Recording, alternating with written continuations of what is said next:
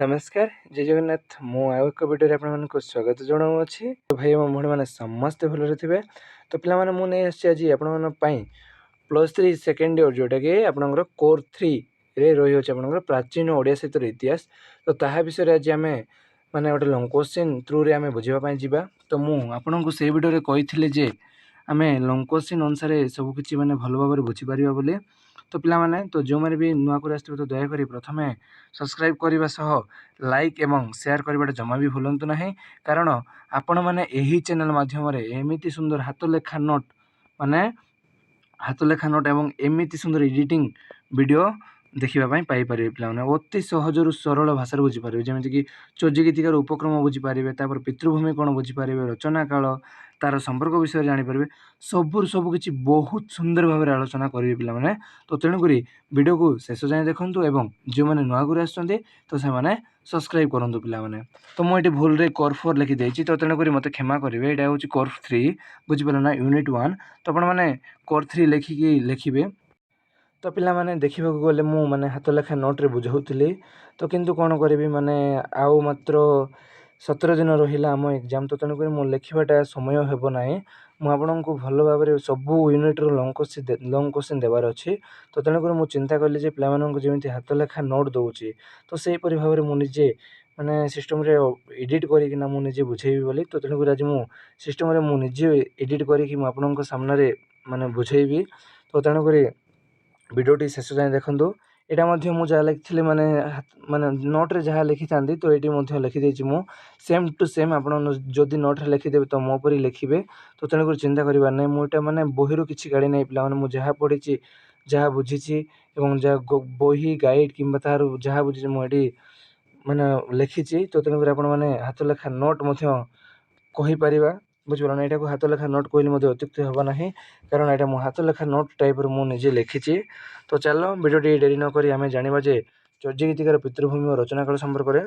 तो पे ये आम मैंने देखो चौजी गीतिकार पितृभूमि यहाँ आमर 2 मार्क अच्छी और 5 मार्क अच्छी। तो तेणुक यार उपक्रम जाना तार पितृभूमि कौन ताहा जाना। तो आम गोटे वीडियो कौन ना पे 1 मार्क 2 मार्क तापर आपनकर अच्छी 5 मार्क आउ लंग क्वेश्चन।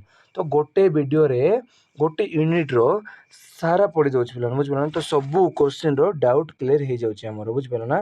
तो तेणुक वीडियोटी एंड जाए देखूँ, कारण वीडियोटी टिके लंबा हो पारे बुझिपार ना। माने गोटे वीडियो आम आज आलोचना करवा 1 मार्क 2 मार्क आउ 5 मार्क तापर पुणी लंग क्वेश्चन पिला बुझिपार ना ताहा विषय आज आम आलोचना करवा। तो चलो वीडियोटी डेरी नक जानी ना पे। तो देख यही टाइप जो क्वेश्चन आसो तो आप कौन लिखे ना देखो। प्रथम देखो कोर यूनिट 1 रो चौजी गीतिकार ये क्वेश्चन आसबार 100% सिलेक्शन अच्छी। तो तेणुक आपने लिखिकी रखु। तो देखो चौजी गीतिकार पितृभूमि और रचना काल संपर्क आलोचना कर। तो पे सब आपको शिखाई थाए जेकोसी क्वेश्चन आमको लिखापी हेले प्रथम उपक्रम देवाई पड़ी थाए। तो तेणुक आपंकर उपक्रम ये अच्छी। तो देखो उपक्रम देवे तापर ये लिखे जहाँ लिखी आप लिखे। तो चलो एवं आम विषय को जापर भल भाव में बुझा पे। तो देख साहित्य एक जातिर आईना, कारण आम साहित्य हूँ एक जातिर आईना बुझिपार ना। गोटे सत्य बुझिपार ना साहित्य आम जातिर आईना बुझिपार ना। तो जोटी जातिर भाषा संस्कृति धर्म दार्शनिक और लोक जीवन समस्त छवि प्रकाश पाए बुझिपार ना पे। तो जमीक लोकर माने आम साहित्य जमीक भाषा संस्कृति धर्म दार्शनिक तो यहाँ लोक जीवन समस्त छवि प्रकाश कौटी पाई था ये आम साहित्य पाई था पे। तो तेणुक ओडिया साहित्यर इतिहास को आम जिते खोजी था तो से माने से कौन कौन पाई था ना देखो सबुठ प्रथमे जहाँ आम पाई था से चौर्य गीतिका। तो आम ओडिया साहित्य जिते खोजी था माने अलग किसी साहित्य खोजी था तो कौन आम प्रथमे पाइबा पे चौर्य गीतिका साहित्यटी बुझिपार ना। तो देख तो यह ओडिया साहित्यर आदि स्मारक बोले समस्ते माने समस्त पंडित माने स्वीकार कर बुझिपार ना। यहाँ हूँ आम ओडिया साहित्यर एक स्मारक बोली समस्त पंडितगण स्वीकार कर। देख चौर्य गीतिका केवल गीतिमाला नुहे, यह एक धार्मिक और दार्शनिक साधनार महान दलिल बुझिपार ना। यह कहूँ आम माने साहित्य କେବଳ ହେଉଛି କଳ୍ପନା ନୁହେଁ, ତ କେବଳ ମାନେ ଗୀତିମାଳା ନୁହେଁ, ଏହା ହେଉଛି ଏକ ଆମ ଧର୍ମଭିତ୍ତିକ ସାହିତ୍ୟ, ଯେଉଁଟାକି ଦାର୍ଶନିକ ଭିତ୍ତିକର ମହାନ ଦଳିଲ କହିଲେ ଅତ୍ୟୁକ୍ତି ହେବ ନାହିଁ ପିଲାମାନେ। ତାପରେ ଦେଖ ବୌଦ୍ଧ ସିଦ୍ଧାଚାର୍ଯ୍ୟମାନେ ନା ପିଲାମାନେ 1800 ଠାରୁ ଅଷ୍ଟମ ଠାରୁ 1100 ଶତାବ୍ଦୀ ମଧ୍ୟରେ ଏହି ପଦବଳି ଗୁଡ଼ିକୁ ରଚନା କରିଥିଲେ। ମାନେ ଏହି ଆମ ଚର୍ଯ୍ୟ ଗୀତିକା କେତେ ମସିହାରେ ରଚନା କରାହେଇଛି ନା ପିଲାମାନେ 8ମରୁ 1100 ଶତାବ୍ଦୀ ମଧ୍ୟରେ ଏଇ ଆମ ଚର୍ଯ୍ୟ ଗୀତିକାଟି ରଚନା କରିଛନ୍ତି। ତାପରେ ଦେଖ ତ ସେତେବେଳେ ବଜ୍ରଯାନ ଓ ସହଜଯାନ ବୌଦ୍ଧ ଧର୍ମର ପ୍ରଚଳନ ଥିଲା। ମାନେ ଆପଣମାନେ ସହଜଯାନ ବଜ୍ରଯାନ ବିଷୟରେ ତ ପଢ଼ିଥିବେ, ତ ତେଣୁକରି ମୁଁ ଅଧିକ କିଛି କହୁନାହିଁ। ତ ସେତେବେଳେ ମାନେ ବଜ୍ରଯାନ ଓ ସହଜଯାନ ବୌଦ୍ଧ ଧର୍ମ, ଯେମିତିକି ବୌଦ୍ଧ ଧର୍ମ ପ୍ରଚଳିତ ହେଉଥିଲା, ତ କେଉଁ ଟାଇମ୍ରେ ଏଇ ଆମ 8ମରୁ 1100 ଶତାବ୍ଦୀରେ ବୌଦ୍ଧ ଧର୍ମ ଆଉ କେଉଁଟା ମାନେ ବଜ୍ରଯାନ ଓ ସହଜଯାନ ବୌଦ୍ଧ ଧର୍ମର ପ୍ରଚଳିତ ଥିଲା। ତ ଯାହାର ପ୍ରଭାବ ଏହି ସମସ୍ତ ଗୀତିରେ ସ୍ପଷ୍ଟ ଦେଖିବାକୁ ମିଳେ, ବୁଝିପାରିଲ ନା। ଏଇ ଆମ ଗୀତି କବିତାରେ ବା ଚର୍ଯ୍ୟ ଗୀତିକାରେ ସମସ୍ତ ସ୍ପଷ୍ଟ ଭାବରେ ଦେଖିବା ପାଇଁ ମିଳିଥାଏ। ତ ଗୀତିକା ଗୁଡ଼ିକରେ ଯେଉଁଟାକି ଗୁପ୍ତ ଭାଷା ସାଧନାର ସୂଚନା, ତାନ୍ତ୍ରିକ ପ୍ରତୀକ, ତାପରେ ଆସିଲା ଲୋକକଥା ଓ ଶବ୍ଦର ଦୃଶ୍ୟ ତ ଚିତ୍ରଣ ଦ୍ୱାରା ଗଭୀର ଭାବନାକୁ ପ୍ରକାଶ କରାଯାଇଅଛି, ବୁଝିପାରିଲ ନା। ମାନେ ଆମ ଏହି ଚର୍ଯ୍ୟ ଗୀତିକା ଓଡ଼ିଆ ସାହିତ୍ୟରେ କେବଳ ମାନେ ଦେଖ ସେଠି ଭାଷା, ତାପରେ ସାଧୁର ସୂଚନା, ତାନ୍ତ୍ରିକ, ଏଠି ଆମେ ଚର୍ଯ୍ୟ ଗୀତିକାରେ ତାନ୍ତ୍ରିକ ବିଷୟରେ ମଧ୍ୟ ରଚନା କରିଛେ, ତାହା ଆମେ ଦେଖିବା ପାଇଁ ପାଉଛେ। ତାପରେ ଦେଖ ତ ପିଲାମାନେ ଏଇ ଉପକ୍ରମ ଟିକେ ଭଲ ଭାବରେ ବୁଝିବା ପାଇଁ ଚେଷ୍ଟା କର, କାରଣ ଯେକୌଣସି କୋଶ୍ଚିନ୍ ପଡ଼ିଲା ଚର୍ଯ୍ୟ ଗୀତିକା ବିଷୟରେ, ଯେମିତିକି ଚର୍ଯ୍ୟ ଗୀତିକାର ପିତୃଭୂମି ଦେଲା, ତ ଆପଣଙ୍କ ଚର୍ଯ୍ୟ ଗୀତିକାର ସାଂସ୍କୃତିକ ଦେବ, ତ ଏଇ ଚର୍ଯ୍ୟ ଗୀତିକାର ଉପକ୍ରମ ଯେକୌଣସି କୋଶ୍ଚିନ୍ ଦେଲେ ବି ଆପଣଙ୍କୁ ଲେଖିବା ପାଇଁ ପଡ଼ିଥାଏ। ତ ତେଣୁକରି ଆପଣମାନେ ଏହି ଉପକ୍ରମ ଲେଖିବାଟା ନିହାତି ଜରୁରୀ ପିଲାମାନେ। ତ ଦେଖ ଆମେ କେଉଁଠି ଥିଲେ ନା, ଦେଖ ଭାଷାର ଶୋଧନ, ତାନ୍ତ୍ରିକ ପତ୍ରିକ ଯେଉଁଟାକି ଲୋକକଥା, ଶବ୍ଦ ଓ ସରଳ ଦୃଶ୍ୟ ଚିତ୍ରଣ ଦ୍ୱାରା ଗଭୀର ଭାବନାକୁ ପ୍ରକାଶ କରାଯାଇଅଛି। ତ ଭାଷାର ଦୃଷ୍ଟିରୁ ଦେଖିଲେ, ମାନେ ଏହି ଚର୍ଯ୍ୟ ଗୀତିକା ଭାଷାର ଦୃଷ୍ଟିରୁ ଦେଖିଲେ, ତ ଚର୍ଯ୍ୟ ଗୀତିକାର ଓଡ଼ିଆ, ପାଳି, ସଂସ୍କୃତ ଓ ଅପଭ୍ରଂଶ ଭାଷାରେ ମିଳିଥିଲା। ମାନେ ଆମେ ଯଦି ଚର୍ଯ୍ୟ ଗୀତିକାକୁ ଦେଖିବା, ତ ଆମ ଓଡ଼ିଆ ଭାଷା, ବୁଝିପାରିଲ ନା, ତାର ଯେମିତିକି ସଂସ୍କୃତ, ତାପରେ ଅପଭ୍ରଂଶ ଭାଷା ମିଶିଥିଲା ପିଲାମାନେ। ତ କିନ୍ତୁ ଅନେକ ପଦ ଓଡ଼ିଆ ସହିତ ଆଜି ପର୍ଯ୍ୟନ୍ତ ମିଳୁଥିବାରୁ ଏହାକୁ ଓଡ଼ିଆ ସହିତ ପ୍ରଥମ ପ୍ରମାଣ ବୋଲି ଧରାଯାଏ। ମାନେ ଏହା ଆମେ ଚର୍ଯ୍ୟ ଗୀତିକାରେ ଆମ ଓଡ଼ିଆ ଭାଷା ଦେଖୁଛେ ବୋଲି, ଆଜି ପର୍ଯ୍ୟନ୍ତ ମଧ୍ୟ ବ୍ୟବହାର ହେଉଛି ବୋଲି, ତ ଆମେ ଏହାକୁ ଜାଣୁଛୁ ଯେ ଆମ ସାହିତ୍ୟର ପ୍ରଥମ ପ୍ରମାଣ ବୋଲି ଆମେ ଜାଣୁଛୁ ପିଲାମାନେ। ତାପରେ ଦେଖ ବୌଦ୍ଧ ଧର୍ମ, ଯେଉଁଟାକି ଆପଣଙ୍କର ବୌଦ୍ଧ ଧର୍ମ ପୀଠସ୍ଥଳୀ ଭାବରେ ଓଡ଼ିଶା ଗୁରୁତ୍ୱ ରତ୍ନଗିରି, ଉଦୟଗିରି ଓ ଲଳିତଗିରି ପରି ପ୍ରାଚୀନ ବୌଦ୍ଧ ବିହାର ଗୁଡ଼ିକୁ ଏହାର ପିତୃଭୂମି ସ୍ଥିର କରିଥାଏ। ତ ସେହିପରି ଚର୍ଯ୍ୟ ଗୀତିକା କେବଳ ପୁରାଣ କବିତାର ସଂଗ୍ରହ ନୁହେଁ, ତ ଏହାରେ ଆମର ଭାଷାର ପ୍ରାଚୀନତା, ଆମ ସାମାଜିକ ଜୀବନ ଚିହ୍ନ, ତାପରେ ଆମର ଧାର୍ମିକ ଚେତନା, ତାପରେ ସାହିତ୍ୟର ଆଦି ଆଲୋକ ସଂଗ୍ରହିତ ଅଛି ପିଲାମାନେ। ଆମେ ଏଇଟା ଶିଖିବା ପାଇଁ ପାଉଛେ। ତାପରେ ଦେଖ ଏହି କାରଣରୁ ଓଡ଼ିଆ ସାହିତ୍ୟ ଇତିହାସ ଲେଖିବା ସମୟରେ ଚର୍ଯ୍ୟ ଗୀତିକାକୁ ସବୁଠାରୁ ପ୍ରଥମେ ଆଣିବାକୁ ପଡ଼ିଥାଏ ପିଲାମାନେ, ବା ପଡ଼ିଛି ପିଲାମାନେ, ବୁଝିପାରିଲ ନା। ତ ଆପଣମାନେ ଏଇଟା ହାତ ଲେଖା, ଯଦି ଆପଣମାନେ ଲେଖିନେବେ, ତ ଏଇଟା ଆପଣ ପୁରା ହାତ ଲେଖା ନୋଟ୍ ପିଲାମାନେ, ବୁଝିପାରିଲ ନା। ମୁଁ କେବଳ ମାନେ ସିଷ୍ଟମରେ ଅପଡ଼େଟ୍ କରିଛି ବୋଲି ବା ଏଡ଼ିଟ୍ କରିଛି ବୋଲି ହାତ ଲେଖା ନୋଟ୍ ପରି ଦେଖାଯାଉନାହିଁ, ବୁଝିପାରିଲ ନା। ତ ତେଣୁକରି ଆପଣଙ୍କୁ ଅନୁରୋଧ କରୁଅଛି ଯେ ଏଇଟା ଆପଣମାନେ ନୋଟ୍ କରନ୍ତୁ ପିଲାମାନେ, ବୁଝିପାରିଲ ନା। ଏଇଟା ଆପଣଙ୍କୁ ଭବିଷ୍ୟତରେ ବହୁତ କିଛି କାମରେ ଆସିପାରେ, ଯେମିତିକି ସେମିଷ୍ଟାର ନୁହେଁ, PG, BD, MA, ତ ସବୁ କିଛିରେ ଏଇଟା ଆସିଥାଏ। ତ ତେଣୁକରି ଆପଣଙ୍କୁ ଅନୁରୋଧ କରୁଅଛି ଯେ ଭଲ ଭାବରେ ଟିକେ ପଢ଼ିବା ପାଇଁ। ତ ଚାଲ ଆମେ ଜାଣିବା ଯେ ପିତୃଭୂମି ସମ୍ପର୍କ ବିଷୟରେ। ତ ଦେଖ ପିଲାମାନେ, ତ ଚର୍ଯ୍ୟ ଗୀତିକାର ବହୁତ କିଛି ପଏଣ୍ଟ ଅଛି, ବୁଝିପାରିଲେ। ତ ପ୍ରଥମେ ଅଛି ଆପଣଙ୍କର ଚର୍ଯ୍ୟ ଗୀତିକାର ପିତୃଭୂମି। ତ ଏହା ଥିଲା ଆମର ଚର୍ଯ୍ୟ ଗୀତିକାର ଉପକ୍ରମ, ବୁଝିପାରିଲ ନା। ଏଇଟା ଥିଲା ଆପଣଙ୍କର ଚର୍ଯ୍ୟ ଗୀତିକାର ଉପକ୍ରମ। ତ ଏବେ ଆସିଲା ଆପଣଙ୍କର ଚର୍ଯ୍ୟ ଗୀତିକାର ପିତୃଭୂମି, ତାହା ବିଷୟରେ ଜାଣିବା। ତ ପିଲାମାନେ ଦେଖ ଚର୍ଯ୍ୟ ଗୀତିକାର ପିତୃଭୂମି ମାନେ କ'ଣ ନା ପିଲାମାନେ, ଦେଖ ଭାରତୀୟ ସାହିତ୍ୟର ପ୍ରାଚୀନତା ଓ ସମୃଦ୍ଧି ବୌଦ୍ଧ ସାହିତ୍ୟର ଅବଦାନ ଅପାର। ତାପରେ ଦେଖ ବୌଦ୍ଧ ସାଧନାର ଫଳ ରୂପେ ଜନ୍ମିତ ଚର୍ଯ୍ୟ ଗୀତିକା ଆମର ଓଡ଼ିଆ ସାହିତ୍ୟର ଆଦି ଆଲୋକ, ବୁଝିପାରିଲ ନା। ଏହି ପଦବଳି ଗୁଡ଼ିକରେ ଯେଉଁ ସାଧନା, ଦାର୍ଶନିକ ଓ ଲୋକଜୀବନ ପ୍ରତିଛବି ମିଳେ, ତାହାକୁ ଭୂମିକା ବୋଲି ବା ପିତୃଭୂମି ବୋଲି ଆଲୋଚନା ଅତ୍ୟନ୍ତ ଦରକାର, ବୁଝିପାରିଲ ନା। ମାନେ ଆମେ ଯଦି ଗୋଟେ ଓଡ଼ିଆ ସାହିତ୍ୟର ଚର୍ଯ୍ୟ ଗୀତିକା ଜାଣିବା ପାଇଁ ଚାହୁଁଅଛେ, ତାହେଲେ ତାର ପିତୃଭୂମି, ତାହା ଆମକୁ ଜାଣିବା ପାଇଁ ପଡ଼ିଥାଏ। ମାନେ ପିତୃଭୂମି ମାନେ ଯିଏକି ତା'ର ପିତୃଭୂମି ମାନେ ପିତାଙ୍କ ଭୂମି, ବୁଝିପାରିଲ, ଯେମିତିକି ଚର୍ଯ୍ୟ ଗୀତିକାର ଭୂମି, ତା ବିଷୟରେ ଆମକୁ ଜାଣିବା ପାଇଁ ପଡ଼ିଥାଏ ପିଲାମାନେ, ବୁଝିପାରିଲ ନା। ତାହା ହେଉଛି ଆମ ଚର୍ଯ୍ୟ ଗୀତିକାର ପିତୃଭୂମି। ତାପରେ ଦେଖ ଆପଣଙ୍କର ଅଛି ମୁଖ୍ୟ ଆଲୋଚନା, ବୁଝିପାରିଲ। ମୁଖ୍ୟ ଆଲୋଚନାରେ ଦେଖ ଆମେ ଆଲୋଚନା କରିବା, ପ୍ରଥମେ ଆମ ଓଡ଼ିଶାର ଭୂମିକା ବିଷୟରେ ଆଲୋଚନା କରିବା। ଆମ ଚର୍ଯ୍ୟ ଗୀତିକାର ପିତୃଭୂମି ହେଉଛି ଓଡ଼ିଶାର ଭୂମିକା, ତ ତାହା ବିଷୟରେ ଟିକେ ଜାଣିନେବା। ତ ଦେଖ ପିଲାମାନେ, ଚର୍ଯ୍ୟ ଗୀତିକାର ପିତୃଭୂମି ସମ୍ବନ୍ଧରେ ସମସ୍ତ ପଣ୍ଡିତମାନଙ୍କର ମତ ସମାନ ନୁହେଁ। ମାନେ ସମସ୍ତ ପଣ୍ଡିତମାନେ ସମାନ ମତ ଦେଇନାହାନ୍ତି।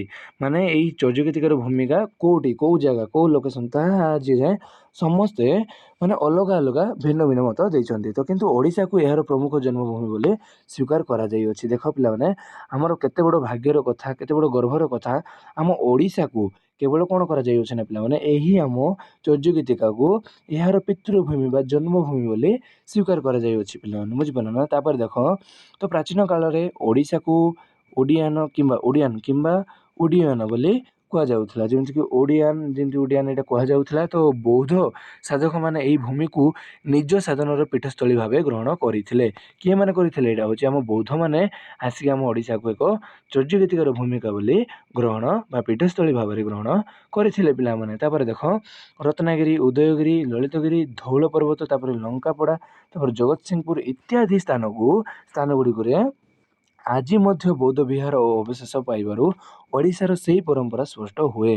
ମାନେ ଆଜି ପର୍ଯ୍ୟନ୍ତ ଆମେ ଦେଖୁଛେ, ଯେମିତିକି ରତ୍ନଗିରି ହଉ, ଉଦୟଗିରି, ଲଳିତଗିରି, ତ ଧଉଳ ପର୍ବତ, ଯେମିତିକି ଜଗତସିଂହପୁରର ଇତ୍ୟାଦି ସ୍ଥାନ ଗୁଡ଼ିକରେ କ'ଣ ହେଇଛି ନା ପିଲାମାନେ, ବୌଦ୍ଧ ବିହାର ଓ ଅବଶେଷ ପାଇବାର ଓଡ଼ିଶାର ସେହି ପରମ୍ପରା ସ୍ପଷ୍ଟ ହୁଏ। ମାନେ ଆମେ ବୌଦ୍ଧ ଧର୍ମ ବିଷୟରେ ଆଜି ପର୍ଯ୍ୟନ୍ତ ମଧ୍ୟ ପୂଜା କରୁଛନ୍ତି। ତ ତାହା ଏଠି ସ୍ପଷ୍ଟ ଭାବରେ ଲେଖାଯାଇଅଛି।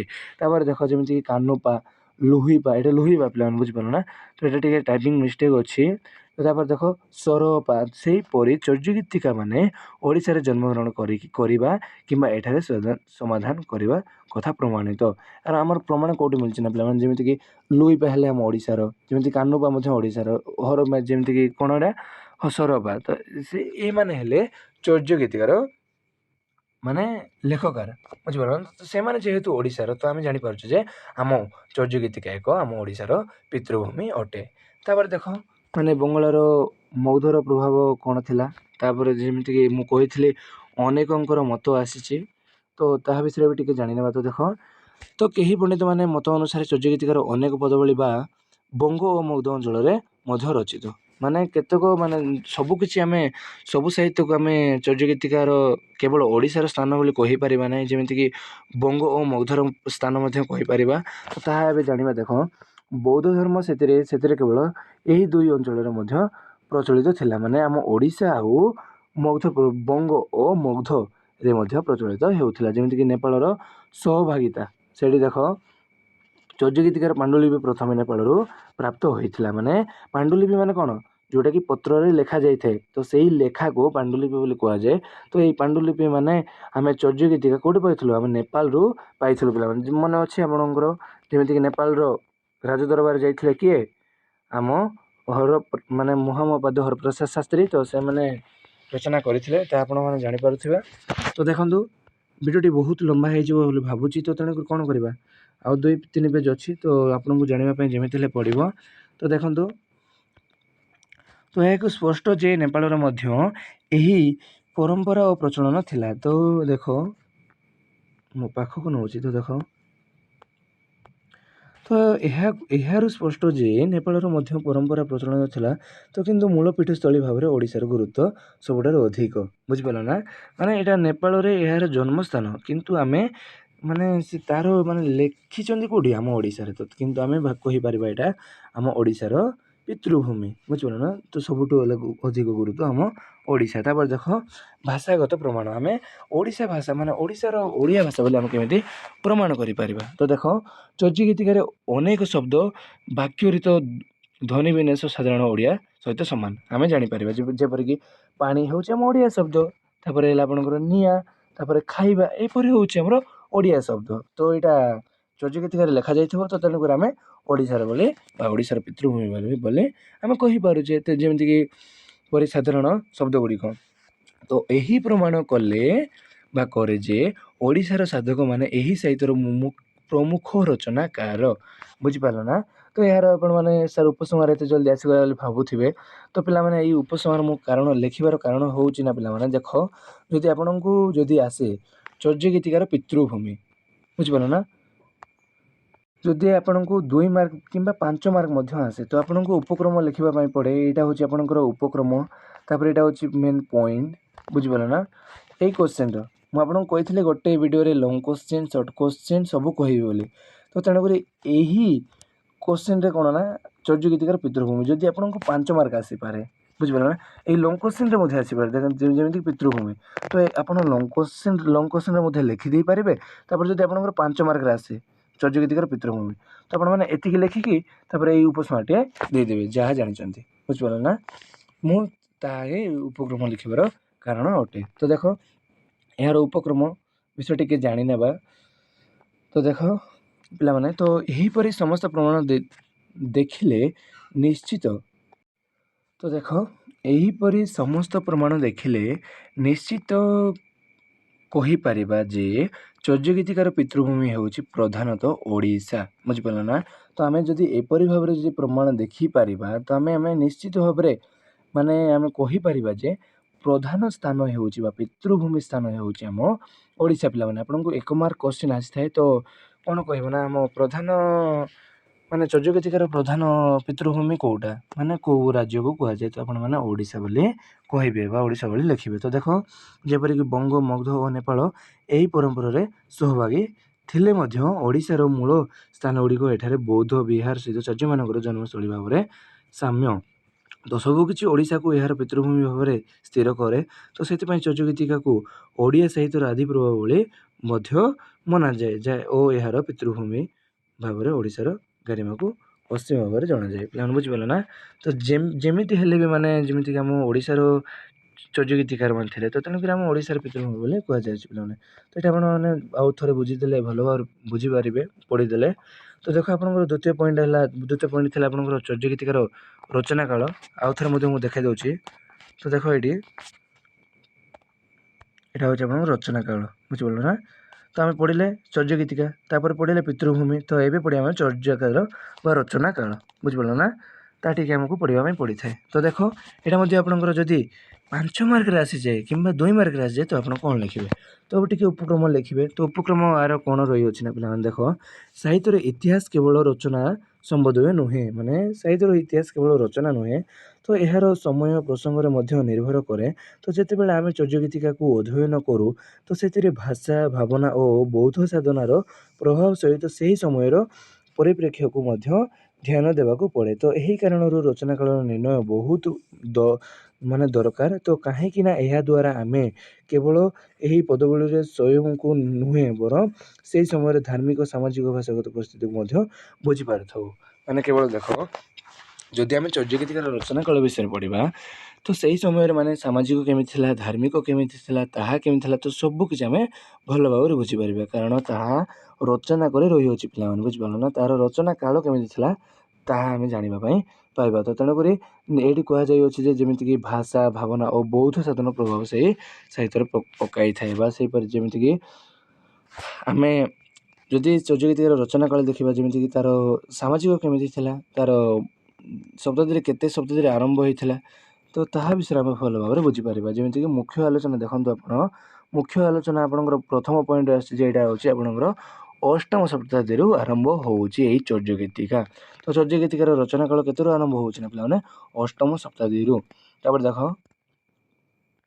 ଏଠି ଲେଖା ଅଛି,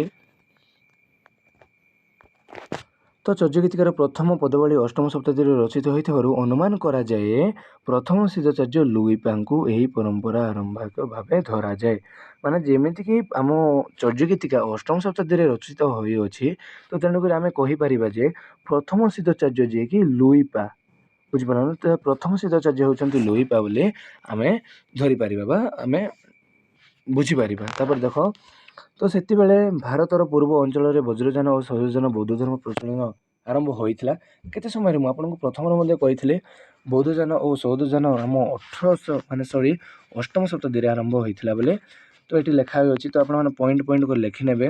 ତାପରେ ଆପଣଙ୍କର ଦ୍ୱିତୀୟ ପଏଣ୍ଟ ଆସିଯାଉଛି କେଉଁଟା, ନବମଠୁ ଦଶମ ଶତାବ୍ଦୀ ପର୍ଯ୍ୟନ୍ତ। ତ ଦେଖନ୍ତୁ ଏହି ସମୟ ବହୁତ ସିଦ୍ଧଚାର୍ଯ୍ୟ, ସରପା, କାହ୍ନୁପା, ଶବରୀପା, ତାପରେ ତିଲପା ଇତ୍ୟାଦି ଚର୍ଯ୍ୟ ଗୀତିକାର ଅନେକ ପଦ ରଚନା କରିଥିଲେ। ତ ସେମାନେ କେତେବେଳକୁ ନବମ ଶତାବ୍ଦୀ ବା ଦଶମ ଶତାବ୍ଦୀ ବେଳକୁ ଅନେକ କବି ଆସିଯାଇଛନ୍ତି, ଯିଏକି ସରପା, କାହ୍ନୁପା, ଶବରୀପା, ତିଳପା, ତ ବହୁତ କବି ଆସିଯାଇଛନ୍ତି ଯେମିତିକି ରଚନା କରିଛନ୍ତି। ସେମାନେ ଗୁପ୍ତ ପ୍ରତୀକାତ୍ମକ ଭାବେ ବ୍ୟବହାର କରି ନିଜର ଧାର୍ମିକ ସାଧନକୁ କବିତାରେ ପ୍ରକାଶ କରିଛନ୍ତି। ତାପରେ ଦେଖ ଏହି ସମୟରେ ବୌଦ୍ଧ ଧର୍ମର ପ୍ରଭାବ ସର୍ବାଧିକ ଥିଲା, ବୁଝିପାରିଲ, ଅଧିକ ଭାବରେ ସର୍ବାଧିକ ଥିଲା। ତାପରେ ଦେଖ ତୃତୀୟ ପଏଣ୍ଟ ଆପଣଙ୍କର ଆସୁଛି କେତେ ନା ଦଶମ ଗଲା, ତାପରେ ଆସିଲା ଆପଣଙ୍କର ଏକାଦଶ। ତ ଏକାଦଶ ଶତାବ୍ଦୀରୁ ଦ୍ୱାଦଶ ଶତାବ୍ଦୀ ମଧ୍ୟରେ ଦେଖ ଏଇଟା ହେଉଛି ଶେଷ ଅଧ୍ୟାୟ, ବୁଝିପାରିଲ ନା, ଏଇଟା ହେଉଛି ଏହି ସମୟର ବା ଏହି ଚର୍ଯ୍ୟ ଗୀତିକାର ଶେଷ ଅଧ୍ୟାୟ ସମୟ ସୀମା। ତାପରେ ଦେଖ ବୁଝିପାରୁଥିବ, ଦେଖ ଶେଷ ସିଦ୍ଧଚାର୍ଯ୍ୟ, ଭୁସୁକୁପା, ତାପରେ କୁକୁରିପା, ତାପରେ କାହ୍ନୁ ପରି ବ୍ୟକ୍ତିମାନଙ୍କର ରଚନା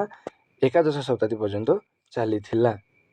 ଯେମିତିକି ସେମାନେ କବି ଥିଲେ, ଯେମିତିକି ଏକାଦଶ ଶତାବ୍ଦୀରେ ମାନେ ଯେମିତିକି ଅଷ୍ଟମରୁ ଆରମ୍ଭ କରି ଏକାଦଶ ଶତାବ୍ଦୀ ପର୍ଯ୍ୟନ୍ତ କିଏ ରଚନା କରୁଥିଲେ, ଯେମିତିକି ଭୁସୁକୁପା, କାହ୍ନୁପା, ତ ସେମାନେ ଏହି ସମୟରେ ରଚନା କରୁଥିଲେ। ତାପରେ ଦେଖ ତ ଏହାର ପରମ ବୌଦ୍ଧ ଧର୍ମର ପ୍ରଭାବ କ୍ରମେ କମିବାର ଏହି ପଦବଳୀ ରଚନା ବନ୍ଦ ହୋଇଗଲା, ବୁଝିପାରିଲ ନା, ମାନେ ବୌଦ୍ଧ ଧର୍ମ ପ୍ରଭାବ କ୍ରମେ ଏ ବୌଦ୍ଧ ଧର୍ମ ଅଧିକ ପ୍ରଚଳିତ ମାନେ କମ୍ ହେଇଯାଇଥିବାରୁ ତାହା ଏହି ପଦବଳୀ ରଚନା ବନ୍ଦ ହେଇଯାଇଥିଲା ପିଲାମାନେ। ତାପରେ ଦେଖ ମୋଟ ରଚନା କାଳ, ଚତୁର୍ଥରେ ଅଛି ଆପଣଙ୍କର ମୋଟ ରଚନା କାଳ, ମାନେ ଆପଣ ମୋଟ ମାନେ ବୁଝିପାରୁଥିବେ। ତ ଦେଖ ସମସ୍ତ ପ୍ରମାଣକୁ ଧ୍ୟାନ ଦେଖିଲେ ଚର୍ଯ୍ୟ ଗୀତିକାର ରଚନା କାଳ ଅଷ୍ଟମ ଶତାବ୍ଦୀରୁ ଏକାଦଶ ବା ଦ୍ୱାଦଶ ଶତାବ୍ଦୀ ପର୍ଯ୍ୟନ୍ତ 4 ଶତାବ୍ଦୀ ଏକ ବିଶ୍ୱାସ ସମୟରେ ବିସ୍ତାରିତ, ମାନେ ଆମେ 4 ଶତାବ୍ଦୀ, ଏଇ 4 ଶତାବ୍ଦୀକୁ ଆମେ ବିଶାଳ ସମୟ କହିପାରିବା। ଯେମିତିକି ଏହାର ମାନେ 13ରୁ ଅଧିକ ସିଦ୍ଧଚାର୍ଯ୍ୟ, 50ରୁ ଅଧିକ ପଦ ସଂଗ୍ରହିତ ଅଛି,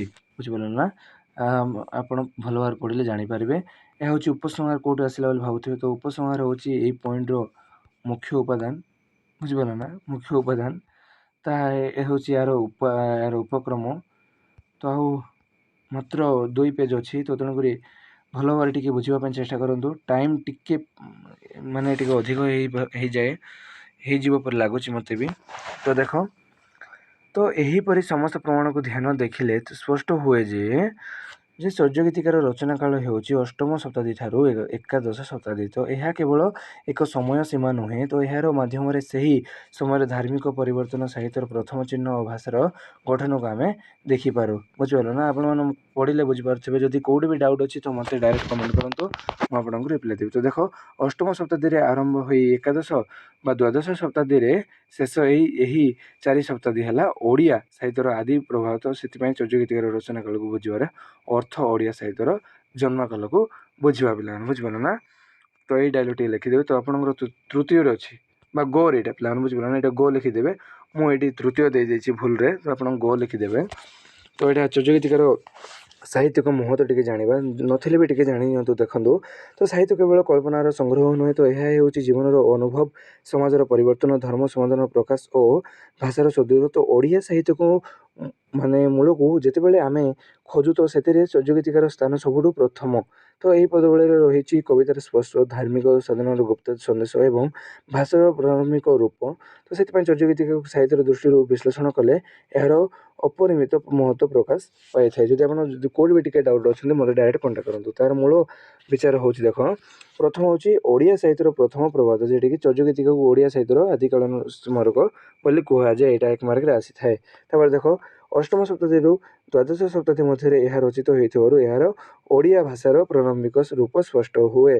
ତାପରେ ଦ୍ୱିତୀୟରେ ଅଛି ଆପଣଙ୍କର ଭାଷାର ବିକାଶର ଦଲିଲ, ଯେମିତିକି ଚର୍ଯ୍ୟରେ ପାଲି, ପ୍ରକୃତ, ଅପଭ୍ରଂଶ, ପ୍ରାରମ୍ଭିକ ଓଡ଼ିଆର ସମନ୍ୱୟ ମିଳିଥାଏ। ତାପରେ ଦେଖ ପଦ, ଗୀତ, କହିଲା, ମୋର, ତୋର ପରି ଶବ୍ଦଗୁଡ଼ିକୁ ଆଜିର ଓଡ଼ିଆ ସାହିତ୍ୟ ମଧ୍ୟ ମେଳ ଖାଇଛି ଏବଂ ଏହା ଭାଷା ଗଠନର ଏକ ପ୍ରମାଣପତ୍ର ଅଟେ।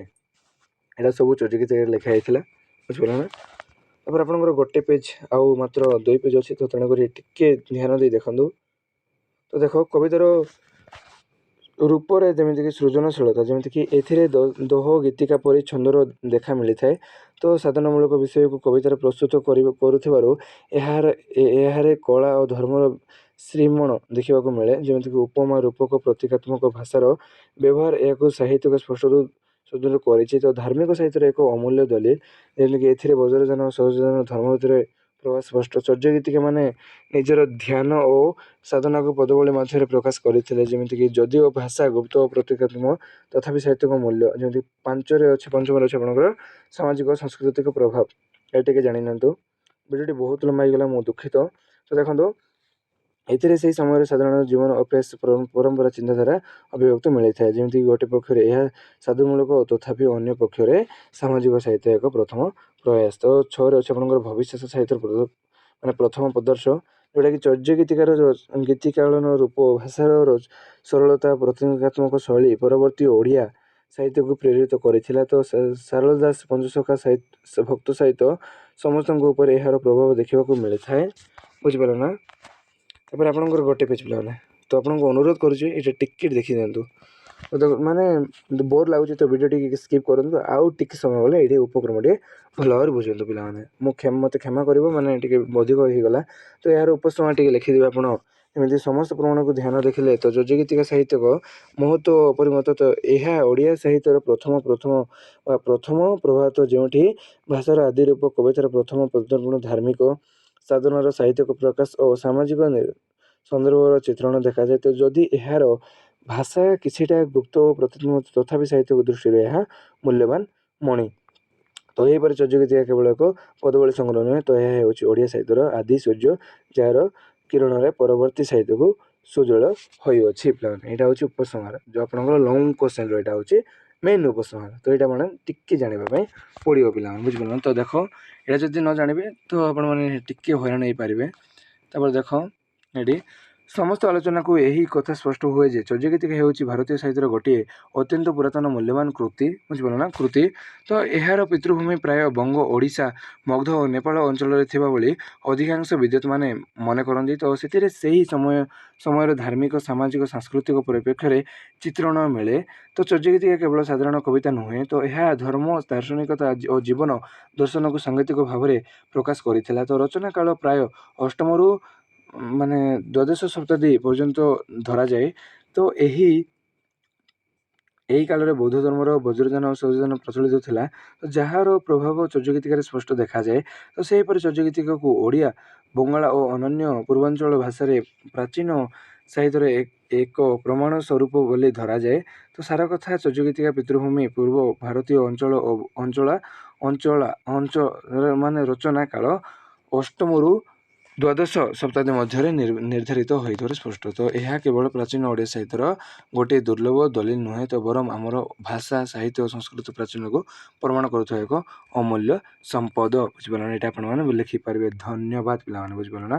ଯଦି ଆପଣମାନେ ଭଲ ଭାବରେ ବୁଝିପାରୁଥିବେ ପିଲାମାନେ, ତ ଲାଇକ୍ କରି କମେଣ୍ଟ କରିବାଟା ଜମା ବି ଭୁଲନ୍ତୁ ନାହିଁ। ତ ଭିଡ଼ିଓଟି ବହୁତ ଲମ୍ବା ହେଇଗଲା, ତ ଆମେ ଆଉ ଗୋଟେ ଭିଡ଼ିଓରେ ଏହାର ଦ୍ୱିତୀୟ କ୍ୱେଶ୍ଚିନ୍ ଅଛି ଆପଣଙ୍କର, ତା ବିଷୟରେ ଜାଣିବା। ତ ଭିଡ଼ିଓଟି ଭଲ ଲାଗିଥିଲେ ଲାଇକ୍ ଏବଂ କମେଣ୍ଟ କରିବାଟା ଜମା ବି ଭୁଲନ୍ତୁ ନାହିଁ। ତ ମୋତେ କ୍ଷମା କରିବେ, ଭିଡ଼ିଓଟି ବହୁତ ଲମ୍ବା ହେଇଗଲା। ତ ରହିଲି, ଜୟ ଜଗନ୍ନାଥ। ଆମେ ଆଉ ଗୋଟେ ଭିଡ଼ିଓରେ ଦେଖା ହେବା ପିଲାମାନେ।